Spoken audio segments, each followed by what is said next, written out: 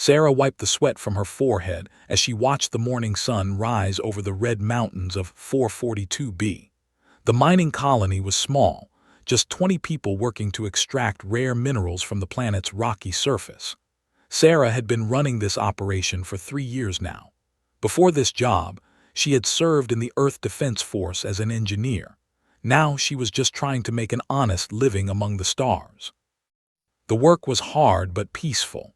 The miners used big machines to dig deep into the ground, looking for valuable crystals that Earth needed for building spaceships. The planet was far from any major trade routes, which meant they rarely saw other people. That was fine with Sarah. She liked the quiet life. Tom was checking the morning reports when his scanner started beeping loudly. He looked at the screen and his face went pale. "Sarah, you need to see this," he called out. Sarah walked over to Tom's station. On the screen were several large objects moving toward their planet. The objects were huge, much bigger than any human ship she had ever seen. "Are those ships?" she asked. "Yes, and they're not from Earth," Tom replied. His voice was shaking.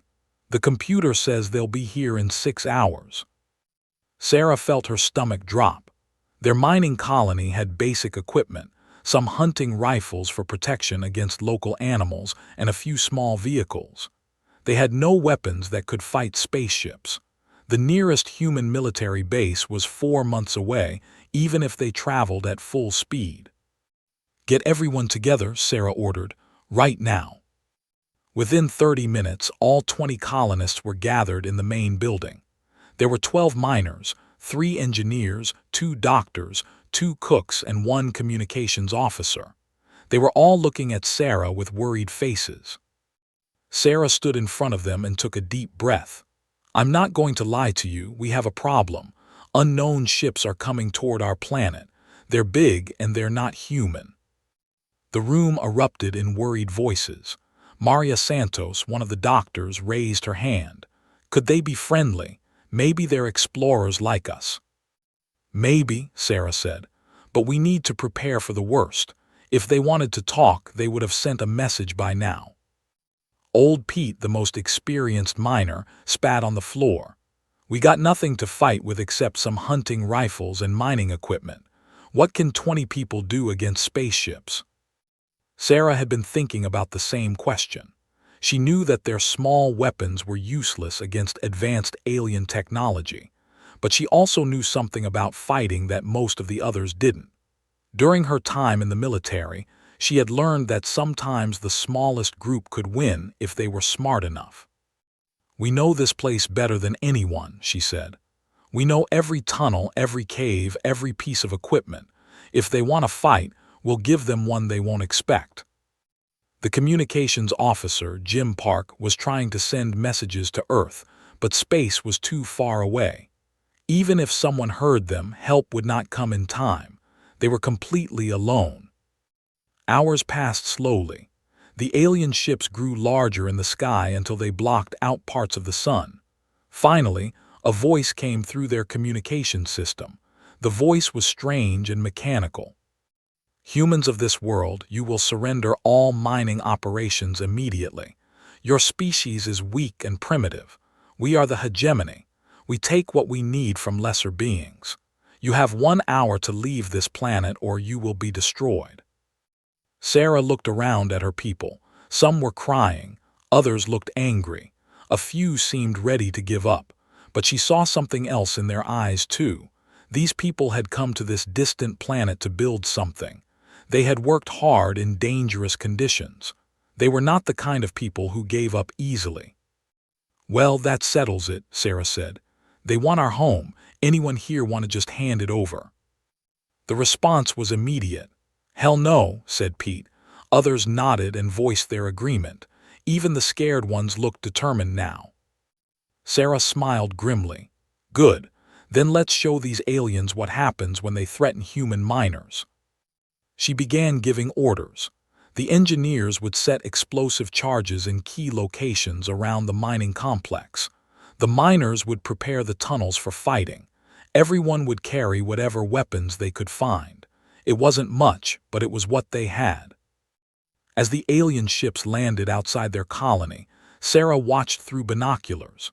The ships were beautiful in a terrifying way, made of smooth metal that seemed to change color in the light. Soldiers began pouring out of the ships. They wore armor that sparkled with energy and carried weapons that glowed with strange light. Sarah counted at least 200 alien soldiers. They moved in perfect formation, like they had done this many times before. Their weapons looked far more advanced than anything humans had ever built. Their armor looked thick enough to stop any bullet. "They think this will be easy," Sarah muttered to herself. She remembered her military training. The biggest mistake an enemy could make was underestimating their opponent. These aliens clearly thought humans were weak and stupid. They were about to learn something different. Tom came up beside her. "Sarah, there's so many of them. How can we possibly win?" Sarah shouldered her hunting rifle and checked her equipment one more time. Around her, 19 other people were doing the same thing. They had mining charges, industrial tools, hunting rifles, and 3 small vehicles. Against alien technology, it seemed hopeless. But Sarah had learned something important during her years as both a soldier and a miner. Sometimes the most dangerous person in a fight was the one who had nothing left to lose. And sometimes the most advanced technology could be defeated by people who knew how to think differently. "We win by being what they don't expect," she told Tom. "They expect weak humans with primitive weapons. Let's show them what primitive weapons can do in the right hands." The alien army was spreading out around their colony. In a few minutes, the fighting would begin. Sarah looked at her small group of miners and engineers one last time. 20 people with simple tools against 200 aliens with advanced weapons. The odds were terrible, but Sarah was smiling. General stepped out of his command ship and breathed the alien air through his armor's filters. The atmosphere was acceptable, though the gravity was slightly lighter than his home world. He looked around at the small human settlement with disgust. The buildings were simple and crude, made from local materials and basic metal. Everything about this place screamed primitive technology. "This is what High Command sends me to deal with," he muttered to his aide, Captain Vex. 20 humans with chemical weapons. Captain Vex checked his data pad. "The humans call them firearms, General. They use small metal projectiles launched by explosive powder. Very basic technology. Our personal shields should stop them easily." General had been fighting wars across the galaxy for 30 years. He had conquered worlds with millions of defenders and advanced technology. He had destroyed entire fleets of enemy warships. Now, the hegemony wanted him to waste his time on a tiny mining colony defended by primitives with crude weapons. "How many soldiers did we bring?" asked. 200 of our best troops, sir, plus heavy combat mechs and air support. High Command wanted to be sure of victory." Laughed bitterly. 200 elite hegemony soldiers against 20 human miners. Each of his soldiers was worth 10 regular troops from most species. Their energy weapons could cut through solid stone. Their armor could deflect the most powerful attacks. Their shields could stop anything these humans might throw at them. "This is not a battle," said. "This is pest control." The general studied the intelligence reports about humans while his troops prepared for the assault. According to hegemony databases, humans were a young species that had only recently discovered space travel. Their technology was hundreds of years behind hegemony standards. They still used kinetic weapons that fired metal bullets, while civilized species had moved to energy weapons long ago. What puzzled was why humans were so spread across the galaxy despite their primitive technology. Hegemony scouts had found human colonies on dozens of worlds, often in places that other species considered too dangerous or difficult to settle. The humans seemed to thrive in conditions that would kill most civilized beings. "Perhaps they breed quickly," mused, "like insects." Captain Vex approached with the final battle plan. "Sir, we have the colony surrounded. Thermal scans show all 20 humans are still in the mining complex. They appear to be hiding in the underground tunnels. Of course they are hiding, said. They know they cannot fight us directly. We will simply go down and flush them out like rats. The plan was simple and efficient. Half of forces would enter the mining complex from the main entrance, while the other half would use their equipment to blast new entrances through the walls. The humans would be caught in the middle with nowhere to run. The whole operation should take less than an hour. Was annoyed because he had requested assignment to the war against the Empire, where real fighting was happening. Instead, he was stuck on this backwater planet dealing with primitives. His career was stalling while other generals won glory in major battles. At least it will be quick, he told himself. Then I can request transfer to a real war. The hegemony soldiers formed up in perfect ranks. Their armor gleamed with energy fields that would deflect any primitive weapons the humans might use. Their plasma rifles hummed with power that could melt through the strongest materials. Each soldier also carried a personal shield generator that created an energy barrier around them. Had studied human military tactics during the journey to this system. Humans seemed to prefer direct attacks and simple strategies. They used cover and basic squad formations, but nothing sophisticated. Their weapons were limited to a short range and required direct line of sight to be effective. They fight like children playing war games, had written in his report to High Command. The general's aide brought him updates from the orbital scans. Sir, the humans have been moving around in the tunnels, but they show no signs of trying to escape. They appear to be waiting for us. Waiting for us, was surprised. Do they think they can actually fight? Perhaps they hope to negotiate, suggested Captain Vex.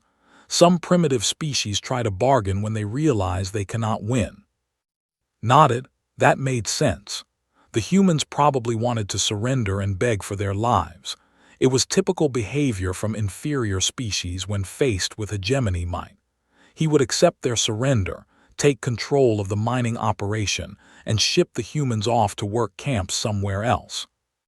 The thermal readings showed that the humans had spread throughout the underground mining tunnels.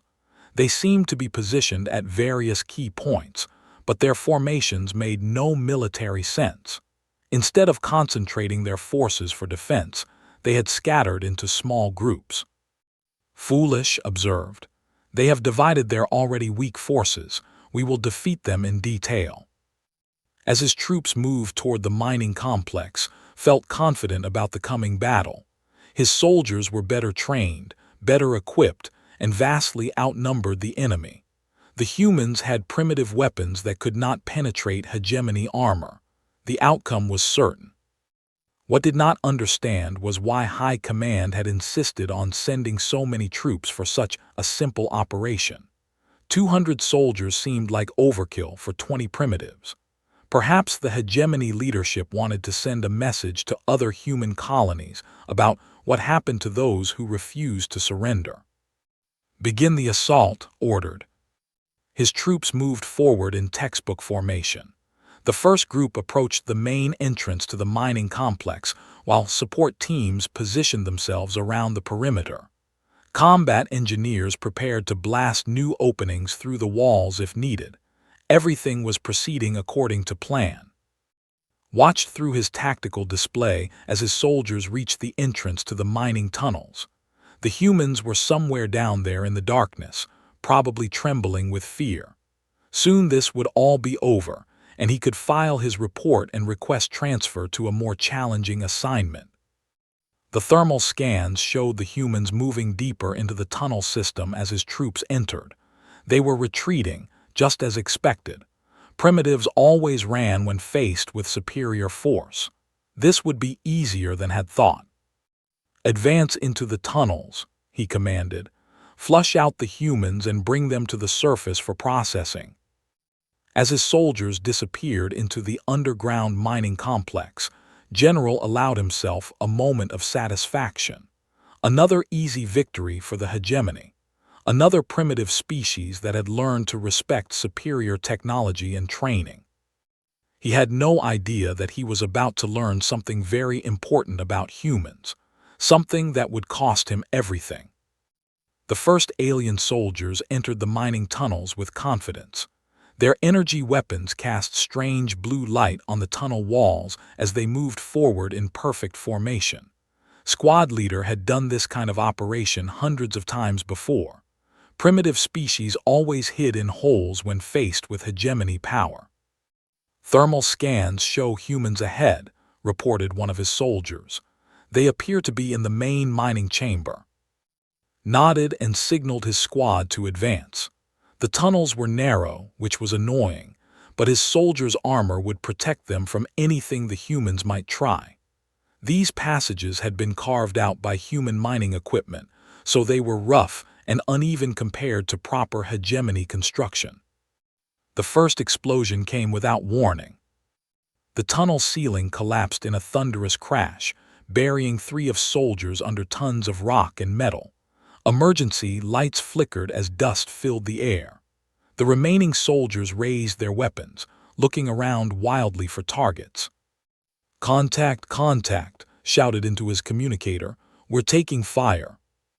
But there was no return fire. No human soldiers appeared to shoot at them, just the settling dust and the groans of wounded aliens trapped under the rubble. "Where did that come from?" demanded one of his soldiers.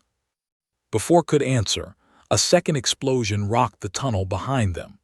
More ceiling came down, trapping his squad between 2 cave-ins. Now they were cut off from the main force, stuck in a narrow passage with limited visibility. "Mining charges," realized. "They're using their own explosives against us." From somewhere in the darkness ahead came a human voice, speaking in accented galactic standard. "Welcome to our mine, aliens. Hope you enjoy your stay." Tried to contact General, but the collapsed rock was blocking his communications. His remaining soldiers huddled together, their energy weapons ready but with no clear targets. The humans were somewhere in the maze of tunnels around them, but the thermal scans were useless with all the dust and hot metal from the explosions. Meanwhile, Sarah was crouched in a side tunnel 50 meters away, watching the trapped aliens through a small hole in the rock wall. She had spent 3 years learning every inch of these tunnels. She knew which supports to knock out to cause controlled collapses. She knew which passages connected to which chambers.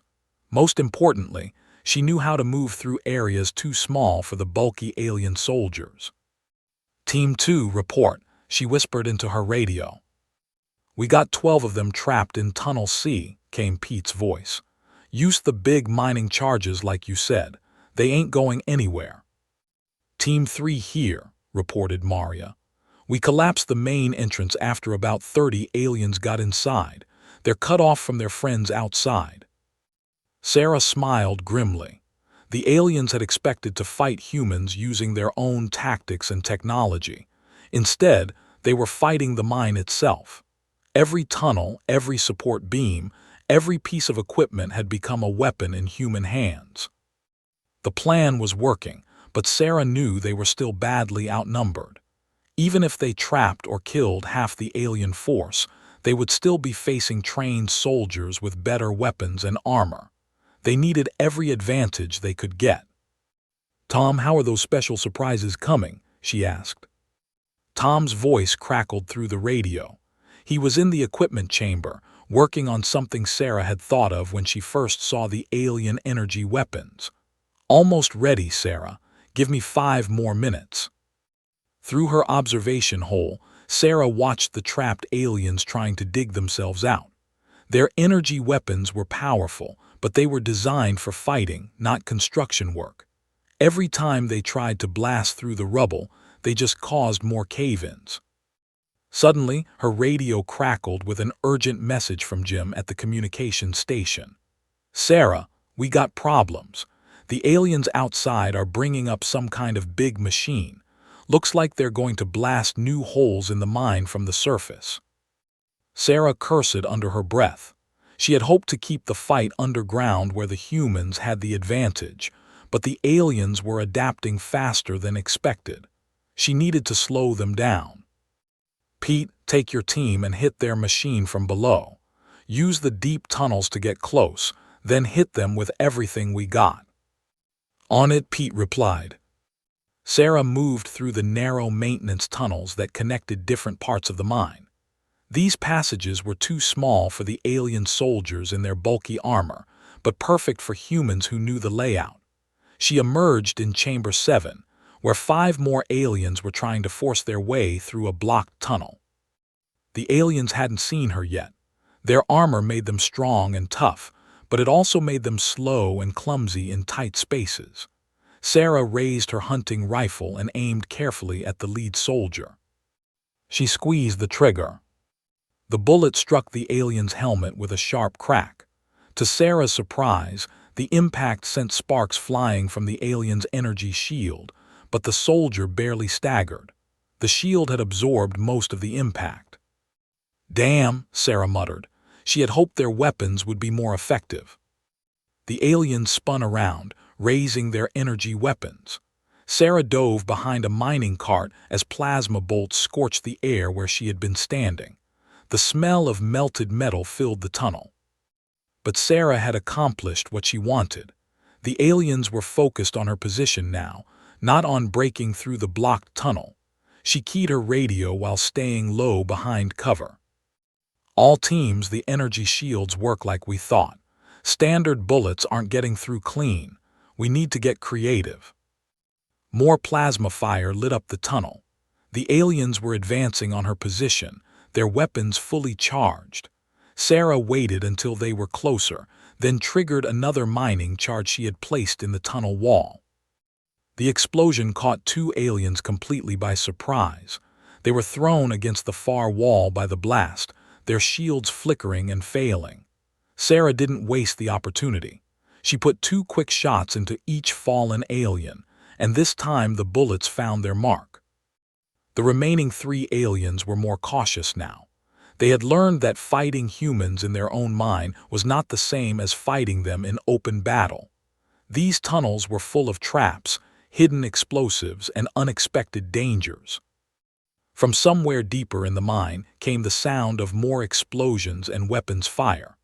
The battle was spreading throughout the underground complex, with small groups of humans using hit-and-run tactics against the better-armed aliens. Sarah's radio crackled again. "Sarah, this is Tom. I got good news and bad news." "Give me the good news first," Sarah replied, still pinned down by alien fire. "The good news is I figured out something about their energy weapons. The bad news is we're about to have a lot more company. That big machine outside just broke through into the lower levels." Tom crouched behind his makeshift laboratory in the equipment storage room, surrounded by pieces of alien technology and mining tools. He had always been good with machines, but this was the most important puzzle he had ever tried to solve. The sounds of battle echoed through the tunnels around him as he worked frantically on his discovery. 30 minutes earlier, he had been examining a piece of alien armor that Sarah's team had pulled off a dead soldier. The armor was incredibly advanced, made from materials he couldn't identify. But when he tested it with different metals from the mining operation, something unexpected happened. Come on," Tom muttered as he held a piece of iron ore near the alien energy shield generator. The device immediately started sparking and flickering. When he brought the iron closer, the shield failed completely. It wasn't just iron. Steel, nickel, and several other common earth metals caused the alien technology to malfunction. The more Tom tested, the more excited he became. The aliens' energy systems were designed to work in environments without these specific metals. When those metals were present in large quantities, the energy fields became unstable. "Sarah, I've got it," Tom shouted into his radio. "The iron in our bullets, that's why their shields spark when we hit them." Sarah's voice came back through static and weapons fire. "What do you mean?" "Their energy shields are designed for fighting other energy weapons," Tom explained quickly. "But our bullets have iron and steel in them. Those metals interfere with their shield frequencies. The shields try to deflect the energy, but bullets aren't energy, they're just chunks of metal. There was a pause before Sarah responded. So our primitive weapons are actually better than their advanced ones. In this situation, yes, but it gets better. Remember how we've been mining those metallic crystals, the ones with high iron content, if we can get those crystals into their equipment somehow. Tom's words were interrupted by an explosion somewhere nearby. The alien breakthrough machine had punched through into the lower mining levels, and now alien soldiers were pouring in through the new opening. Tom, I need solutions now. Sarah's voice was urgent. We've got 50 aliens coming up from below, and our bullets are only partly working. Tom grabbed his tools and ran toward the main armory where the humans kept their hunting rifles and ammunition. He had an idea, but he needed to work fast. Behind him, he could hear alien energy weapons firing in the tunnels.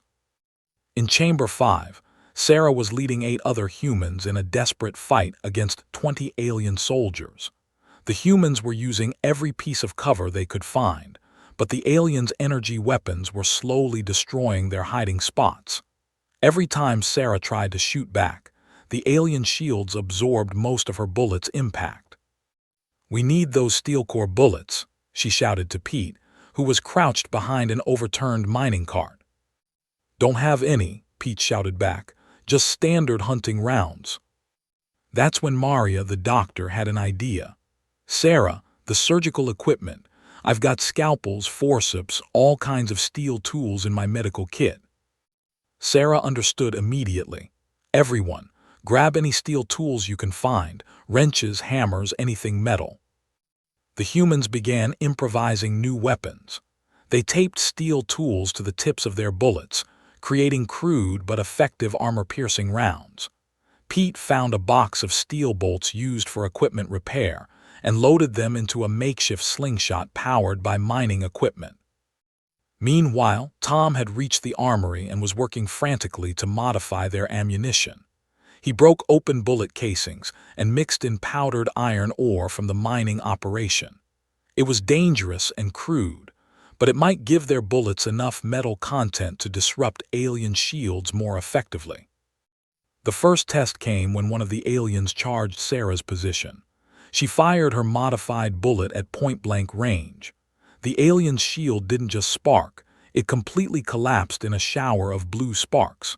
The soldier staggered, his armor systems failing, and Sarah's second shot dropped him completely. "It works," she yelled. "The iron disrupts their whole system." Word spread quickly through the human teams. They began using every metal tool they could find as weapons. Mining picks became spears that could punch through alien armor when the shields were down. Steel cables were stretched across tunnels at neck height, invisible in the darkness but deadly to running aliens. But the biggest breakthrough came when Jim, the communications officer, discovered something while hiding in the computer room. He had been monitoring alien communications when he noticed that their signals were being disrupted every time they came near the large iron ore deposits that filled the mine. "Sarah, their radios stopped working around the iron," Jim reported. "They can't coordinate attacks near the main mining chambers." This gave Sarah a new strategy. She ordered all human teams to fall back toward the areas with the highest concentrations of iron ore.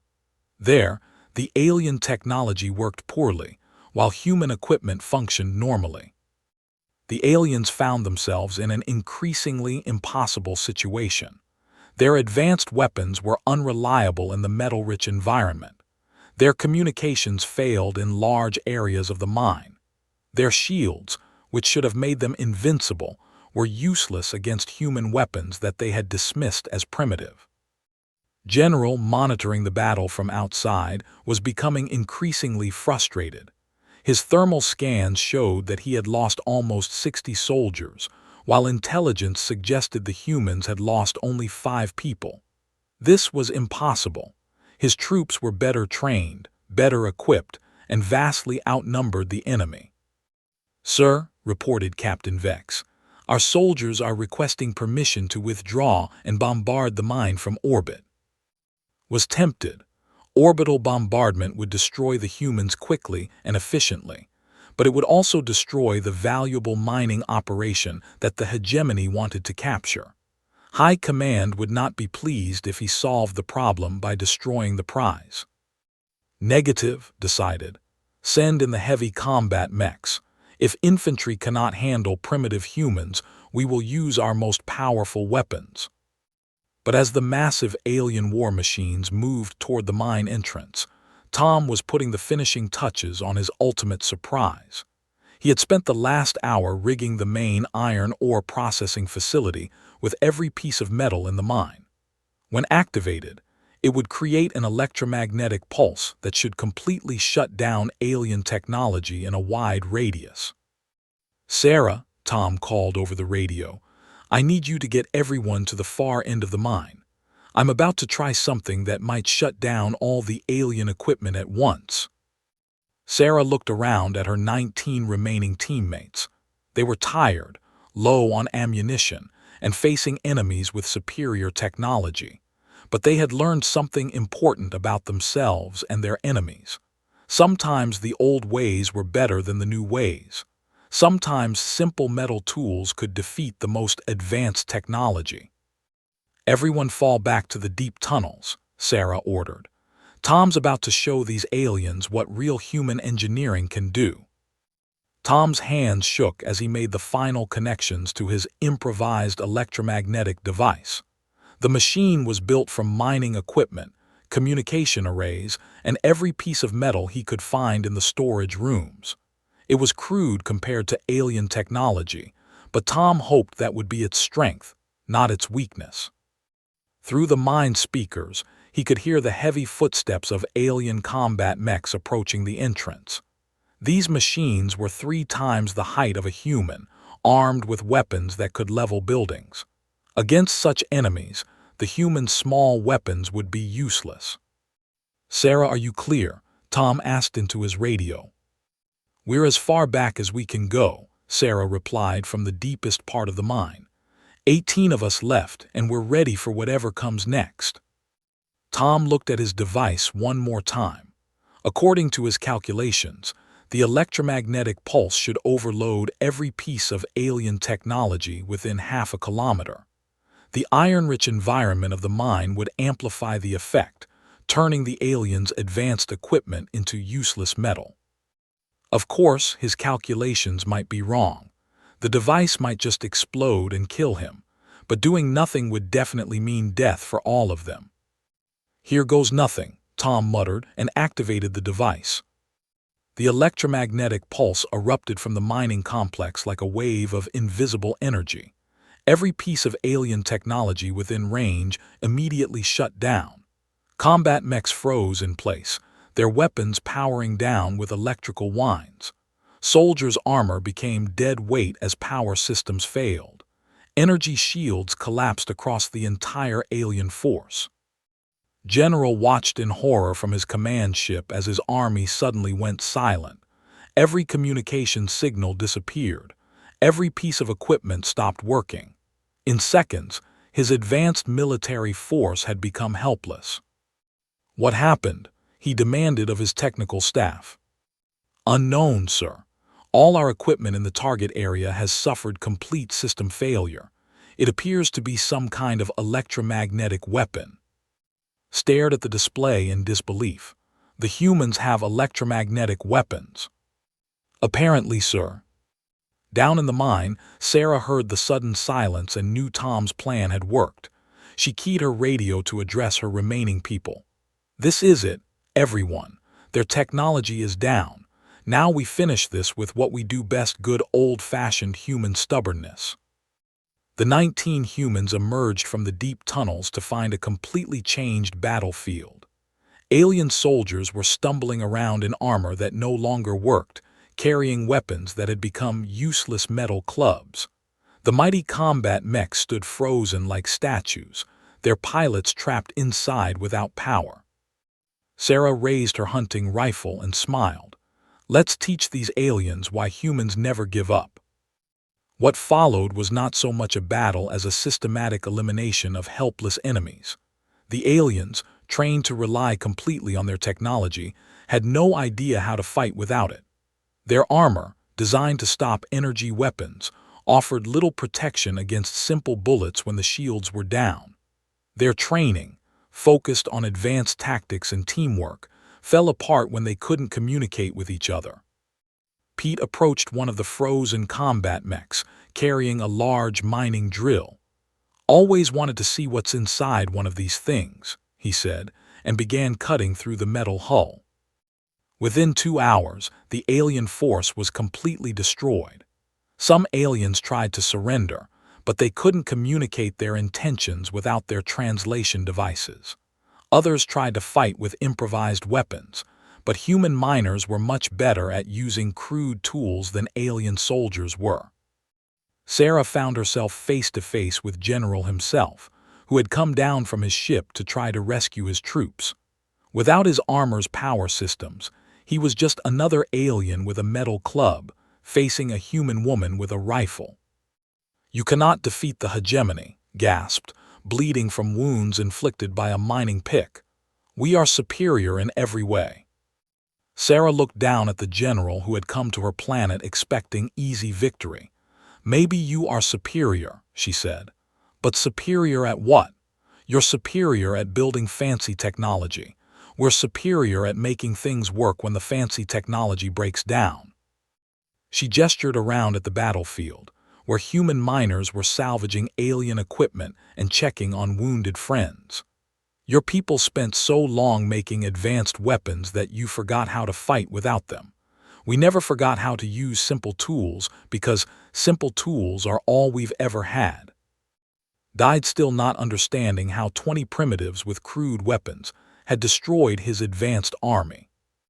The surviving alien ships in orbit received a transmission from the mining colony shortly afterward. It was Sarah, speaking directly to their main fleet. "This is Sarah, commander of the 442B human colony. We have defeated your ground forces using simple human weapons and determination. You came here thinking we were weak because our technology is primitive. You learned today that primitive technology in the right hands is more dangerous than advanced technology in the wrong hands." She paused, looking around at her surviving people. They were tired, wounded, and outnumbered in space, but they were alive and victorious. "You can orbital bombardment this colony and kill us all," Sarah continued. "But before you do, think about this. If 20 humans with mining equipment can destroy your best soldiers, what do you think a million humans with military weapons can do? We've got colonies on 50 worlds now, and every one of them just learned that alien technology isn't as scary as you want us to believe." The alien fleet commander was silent for several minutes. Finally, a response came. "The hegemony acknowledges human competence. We withdraw from this system." As the alien ships disappeared into space, Sarah slumped against a mining cart, exhausted but alive. Around her, the surviving humans were celebrating their impossible victory. Tom approached with a piece of alien technology that was slowly starting to work again as the electromagnetic effects wore off. "Sarah, I've been thinking about what you said to those aliens, about primitive technology being dangerous in the right hands." "What about it?" Tom held up the alien device. "What if our primitive technology isn't primitive at all? What if it's just different? Maybe every species develops technology differently, and we developed ours to work with metals and electromagnetic fields because that's what our planet has a lot of." Sarah considered this. "You mean we're not behind other species technologically, we just went down a different path?" "Exactly. And today we learned that our path has some advantages theirs doesn't." Within weeks, news of the victory at 442B spread throughout human space. The story grew with each telling. 20 humans with primitive weapons had defeated an entire alien army equipped with the most advanced technology in the galaxy. More importantly, human scientists and engineers began studying the captured alien technology, alongside their own equipment. They learned that human weapons and tools, dismissed by aliens as crude and primitive, were actually highly effective against advanced energy-based systems. The galaxy's balance of power had shifted. Humanity was no longer seen as a primitive species struggling to catch up with advanced aliens. They were recognized as a dangerous species that had developed along a completely different technological path, one that made them natural enemies of energy-based civilizations. And in mining colonies and frontier settlements across human space, people cleaned their hunting rifles and sharpened their tools, knowing that sometimes the old ways were the best ways to solve new problems.